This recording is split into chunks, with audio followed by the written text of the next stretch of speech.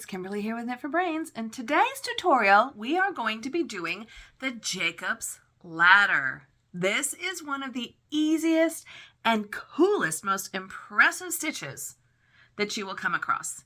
The Jacobs Ladder. So grab yourself a cup of coffee or a cup of tea and join us for this week's tutorial.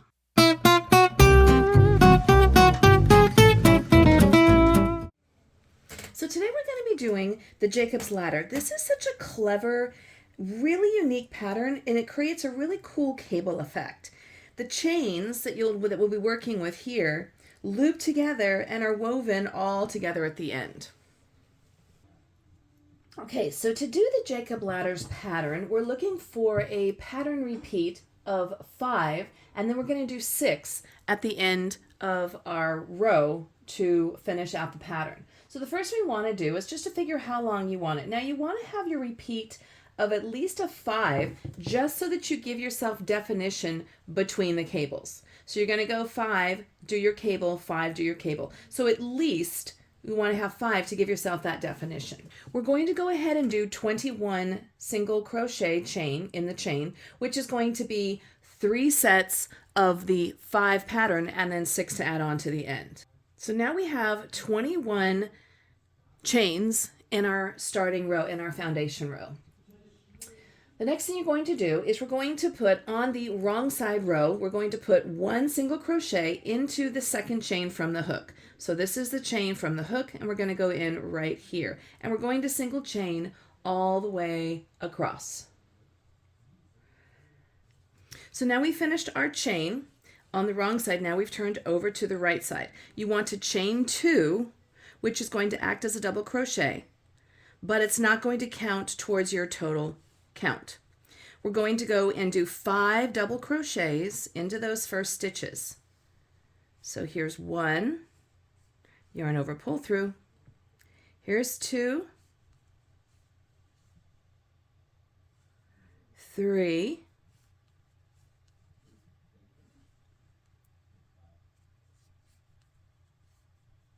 4, and here's 5. And here's where the fun starts. So on your 5th double crochet, before you move into your 6th crochet or double crochet, we're going to chain 10 straight up from that last double crochet.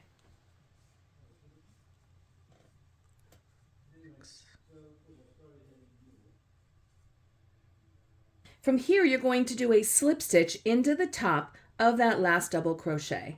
So we're going to slip stitch right into here, pull through, and done. So that's not an actual stitch, that's just a slip stitch. Now we go ahead and do another 5 double crochets.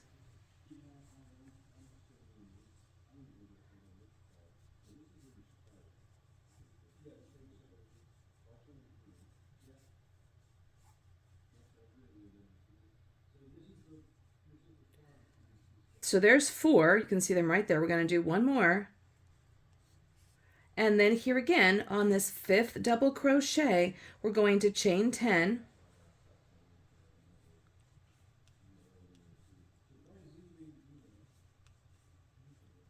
And we're going to slip stitch back down into the base of that double crochet that we just did.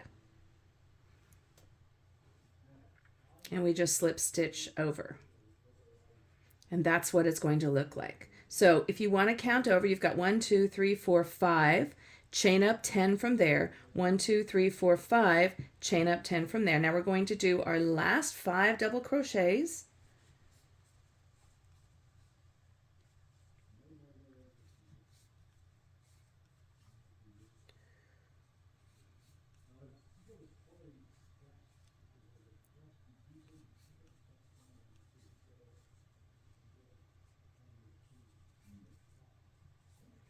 All right, so there's another 5, and you can count it from that last chain. We've got 1, 2, 3, 4, 5. We're going to go ahead and chain 10.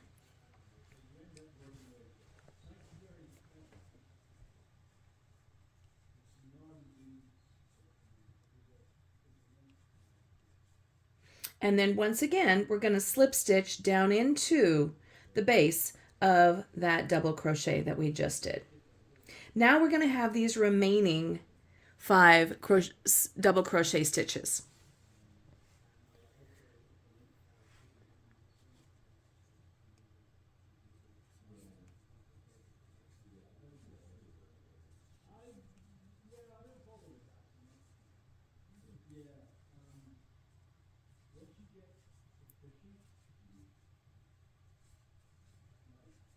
And here we're finishing out this row.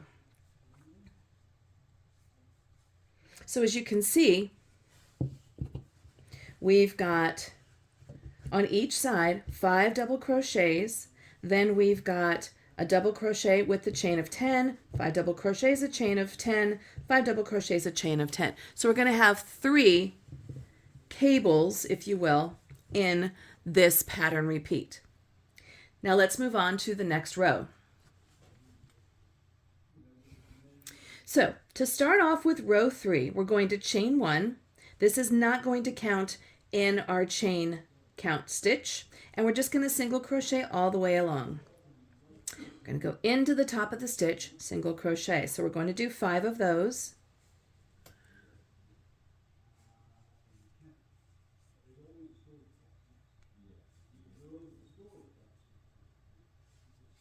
Now, when we come up to the loop, what we're going to do is you just push it forward, pretend it doesn't exist, and we're going to crochet right over it.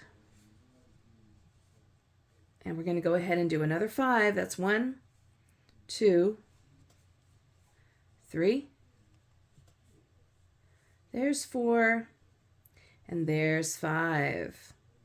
We're going to take that that chain, we're going to push it forward, just get it out of the way, and we're going to keep moving forward. And we're going to move on to our next 5 single crochets.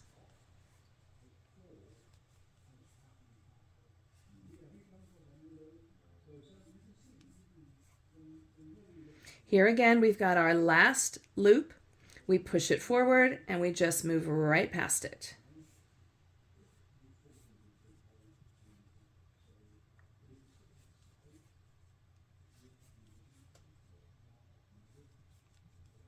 Right up to the end of our row. So now you can see we've got the loops.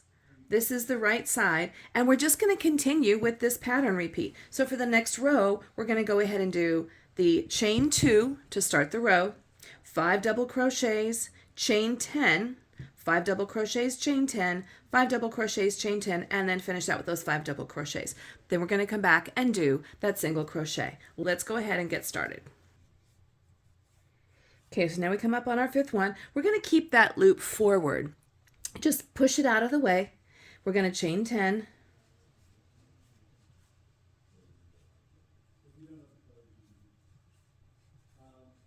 And once again, we're going to slip stitch into the top of that double crochet. Just a slip stitch. Moving on, doing another 5 double crochets.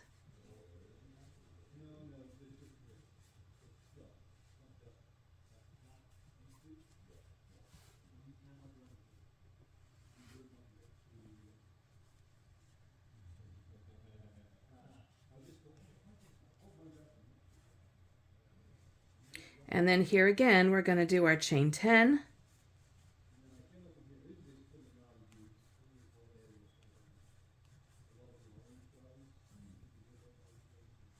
Slip stitch down into the top of that double crochet.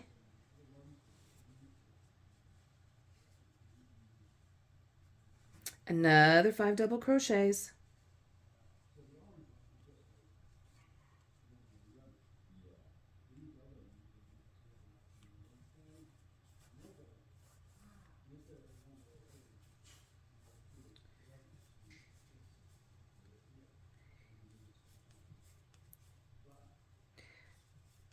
And here we're going to do our last chain 10.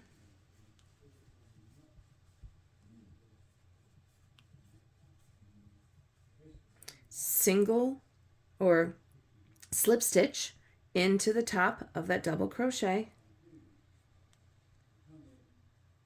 And then finish off with our last 5 double crochets.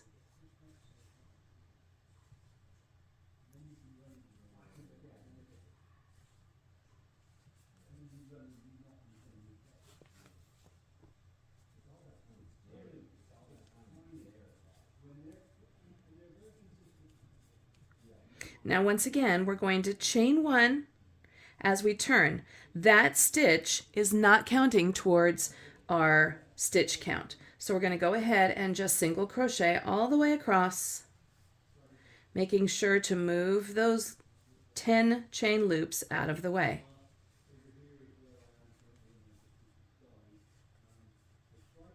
We're going to push that forward and just come right up into that next chain. Just get it out of the way.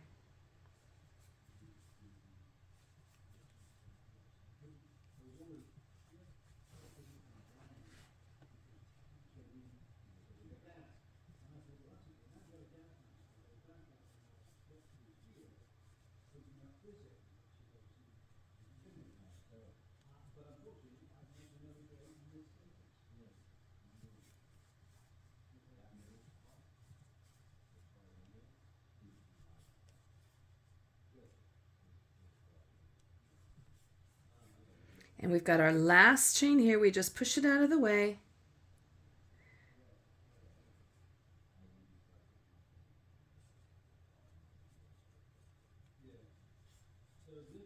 There's 1, 2, 3, 4,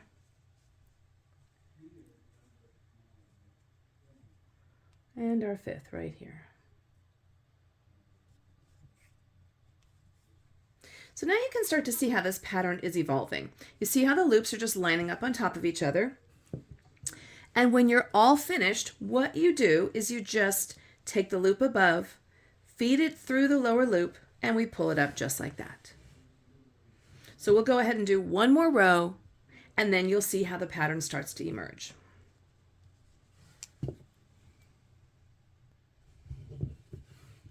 Okay, so let's go ahead and take a look at this Jacobs Ladder swatch. I went ahead and did, so we've done 3 repeats of the pattern. Again, we have 5 double crochets with a chain 10, 5 double crochets with a chain of 10, 5 double crochets, chain of 10, and then you just slip stitch down to that 5th row. So I went ahead and did one final row of the double crochets, and then I finished it off with a single crochet, just making sure that you bring these loops to the front of your work.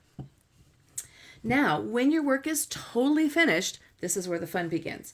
You just take the loop above, so you start with the bottom loop, take the loop above, feed it into the bottom loop, and then just lift it up. You're going to take that next loop, feed it into the one above, and then lift it up. And then you've got this really great pattern that's going to go all the way up your work. Just like that.